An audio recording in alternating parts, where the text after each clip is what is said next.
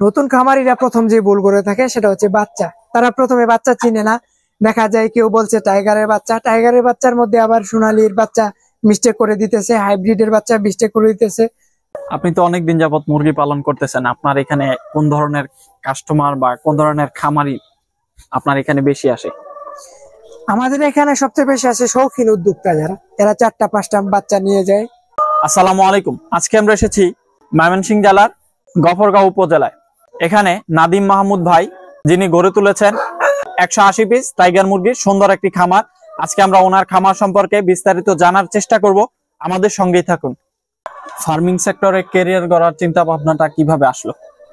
Farming সেক্টরে আসলে আমরা চেষ্টা করতেছি, আমি ব্যক্তিগতভাবে চেষ্টা করি একটা স্বাধীন ব্যবসা করার। সেজন্য আমি মূলত মুরগির পাশাপাশি প্যারেন্টসের পাশাপাশি বাচ্চা উৎপাদন করতেছি। এখান থেকে বাচ্চা বিক্রি হইতেছে, ডিম বিক্রি হইতেছে, প্লাস 20 ডিম বিক্রি হইতেছে। তো এখান থেকে এখন পর্যন্ত আমরা সফল হয়েছি। তো ইনশাল্লাহ পরবর্তীতে আমরা অন্য একটা মুরগি নিয়ে পালন করব এটার পাশাপাশি, যাতে করে আমাদের কোনো চাকরির দিকে মনোযোগী হতে না হয়। আচ্ছা, আপনি যখন খামারটা শুরু করেছিলেন তখন আপনি কতগুলো মুরগি দিয়ে শুরু করেছিলেন? আমি প্রথম অবস্থায় ব্রয়লার পালন করেছিলাম 550 পিস। তো প্রথম দিকে ভালোই ছিল, পরে আমরা লসের সম্মুখীন হই। তো এরপরে আমি 240 পিস মিশরীয় ফাউমি পালন করতে চেয়েছিলাম, কিন্তু আমরা একটু বাচ্চাতে মিস্টেক করি, মিশরীয় ফাউমির বদলে পাকিস্তানি ফাউমি দিয়ে দেয়। ওইখান থেকে আমাদের পুরাটাই লস প্রজেক্ট হয়। তো ওইটা বাদ দিয়ে এরপর এখন টাইগার পালন করতেছি। টাইগার মুরগি পালন করে আসলে কি আপনি লাভবান হইতে পারতেছেন? জি, দেখেন, টাইগার মুরগি পালন করার পরে আপনার চাহিদা অনুযায়ী আপনি বাচ্চা উৎপাদন যদি করতে পারেন, প্লাস 20 ডিম বিক্রি করতে পারেন, তাহলে আপনি 100% স্বাবলম্বী হতে পারবেন। আচ্ছা, একটা 20 ডিম কয় টাকা করে বিক্রি করা যায়? একটা 20 ডিম আমরা সাধারণত 22 টাকা থেকে 25 টাকার ভিতরে বিক্রি করার চেষ্টা করি, চাহিদা অনুযায়ী। আচ্ছা, আর যেটা জিরো বাচ্চা ওইটা?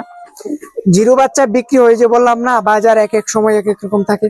মনে করেন আপনার এই মুরগিগুলা ডিম পাড়া শেষ, রিজেক্ট হয়ে গেছে, তখন আপনার এই মুরগিগুলা কোথায় বিক্রি করবেন? তখন আমরা এটা ডিলারের মাধ্যমে কেজি হিসাবে বিক্রি করে দেব। আনুমানিক কয় টাকা কেজি দরে বিক্রি করতে পারবেন? তখন ওইটা লেয়ারের যে লাল লেয়ারের যে বাজারটা থাকে ওইটাই দেবে। আচ্ছা, আপনার এখানে কতগুলো মুরগি আছে? 166 পিস। আপনি প্রতিদিন কতগুলো ডিম পাইতেছেন? 154 থেকে 55 পিস। মুরগিগুলোকে কি খাবার দিতেছেন? লেয়ার 1। এখন তো শীত চলেই আসছে, শীতের জন্য আপনারা কি কি ব্যবস্থা নিয়েছেন? শীতের জন্য আমরা প্রস্তুতি নিতেছি, ঘরের মধ্যে তাপের ব্যবহার করব। এর বাইরে যে পর্দাগুলো আছে, সন্ধ্যার পরে আমরা পর্দাগুলো নামায় দেই।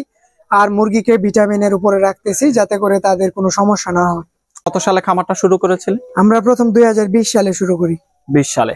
এই দীর্ঘদিনের অভিজ্ঞতা থেকে যারা নতুন শুরু করতে চাচ্ছে তাদের উদ্দেশ্যে আপনি কি মেসেজ দিতে চান?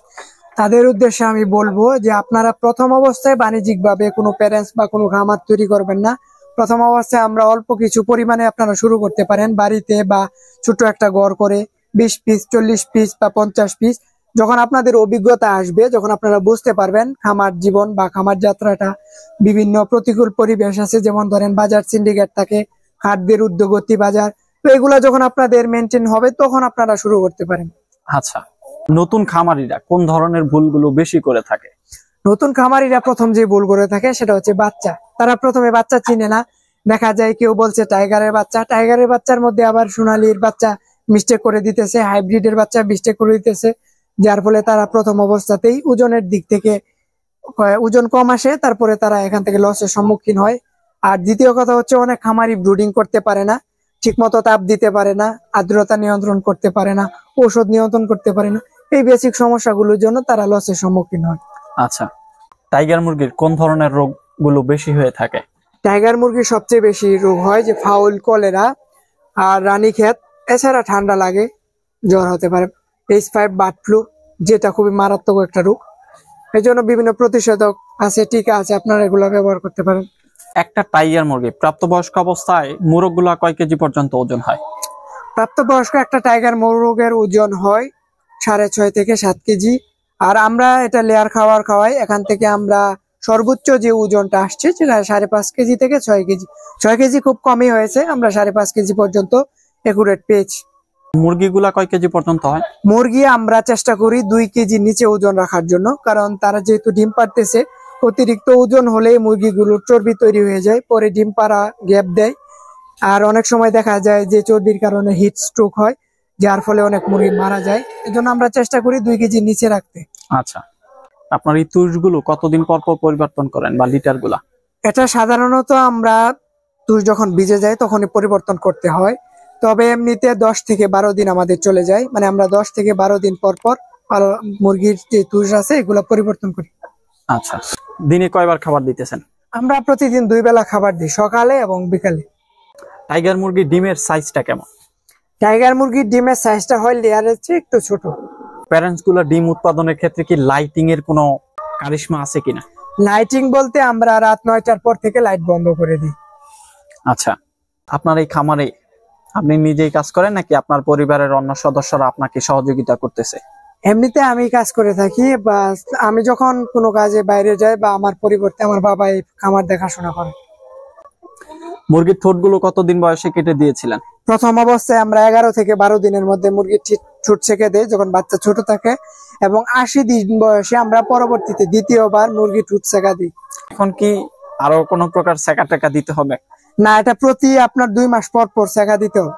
কারণ আমি যদি একটা ডিবেকার মেশিন দিয়ে একবারে ছোট করে কেটে ফেলি তাহলে আর দিতে হয় না। যেহেতু এটা লেয়ার মুরগি না, টাইগার মুরগি, এটা জাতের মধ্যে ডিফারেন্স আছে, তো আমরা এটা নিজেরাই করে থাকি। কিভাবে আপনারা ছেকা দেন? এটা আমরা নিজেরা গ্যাসের সাহায্যে মুরগির ঠোঁট গুলো ছেঁকা দিয়ে থাকি। আচ্ছা, আপনি তো অনেকদিন যাবত মুরগি পালন করতেছেন, আপনার এখানে কোন ধরনের কাস্টমার বা কোন ধরনের খামারি আপনার এখানে বেশি আসে? আমাদের এখানে সবচেয়ে বেশি আছে শৌখিন উদ্যোক্তা, এরা 4টা-5টা বাচ্চা নিয়ে যায়।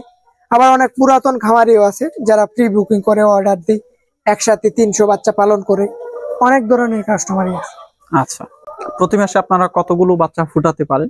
প্রতি মাসে আমরা 300 থেকে 320 পিস বাচ্চা উৎপাদন করতে পারি। টাইগার মুরগি নিয়ে আপনার ভবিষ্যৎ পরিকল্পনা কি? টাইগার মুরগি নিয়ে ভবিষ্যৎ পরিকল্পনা বলতে আমরা এখানে 180 পিস মুরগি প্যারেন্টস যেহেতু আছে, আমরা পরবর্তীতে এটা 200 থেকে সর্বোচ্চ 250 পরিমাণ রাখবো, এবং এর পাশাপাশি আমরা মিশরীয় ফার্মি নিয়ে কাজ করতেছি, আমরা 2টা ব্যাচই রাখবো। আচ্ছা, যারা টাইগার মুরগি লালন পালন করতে চান নাদিম মাহমুদ ভাইকে দেখে উৎসাহিত হতে পারেন, এই শুভকামনা জানিয়ে আজকের মতো বিদায় নিচ্ছি। কৃষি সম্পর্কিত নতুন নতুন ভিডিও পেতে চোখ রাখুন সোনালী দিগন্ত ইউটিউব চ্যানেল ও ফেসবুক পেজে। ধন্যবাদ সবাইকে।